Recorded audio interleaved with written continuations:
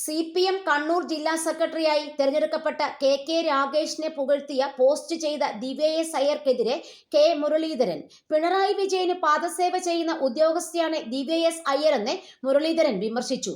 പിണറായിയുടെ പാദസേവ ചെയ്യുന്ന ചുരുക്കം ചില IAS ഉദ്യോഗസ്ഥരിൽ ഒരാളാണ് ദിവ്യ. അതിന് അത്ര വിലമാണ് ഞങ്ങൾ കൽപ്പിക്കുന്നത്. സോപ്പിടുമ്പോൾ വല്ലാതെ പതപ്പിച്ചാൽ ഭാവിയിൽ ദോഷം ചെയ്യുമെന്നും അദ്ദേഹം പരിഹസിച്ചു.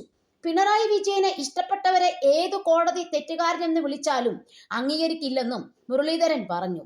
അവരെ ഏത് വൃത്തികെട്ട മാർഗത്തിലൂടെയും സംരക്ഷിക്കും. അതാണ് KM എബ്രഹാമിന്റെ കാര്യത്തിൽ കണ്ടതെന്നും അദ്ദേഹം പറഞ്ഞു. അതേസമയം കെ രാഗേഷിനെ പുകഴ്ത്തിയുള്ള സമൂഹ മാധ്യമ പോസ്റ്റിലെ വിമർശനത്തിന് മറുപടിയുമായി ദിവ്യ എസ് അയ്യർ രംഗത്തെത്തി. നന്മയുള്ളവരെ കുറിച്ച് നാലാളോട് പറയാൻ പ്രയാസം വേണ്ട.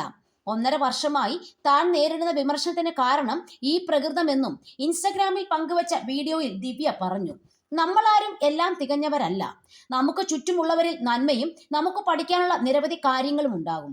നമ്മൾ കണ്ടെത്തുന്ന ഈ നന്മകളെക്കുറിച്ച് നാലാളോട് പറയാൻ പ്രയാസം വേണ്ട.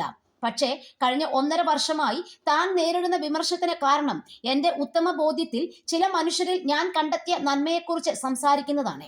എത്ര വിചിത്രമായ ലോകമാണിതെന്നും ദിവ്യ ചൂണ്ടിക്കാട്ടുന്നു.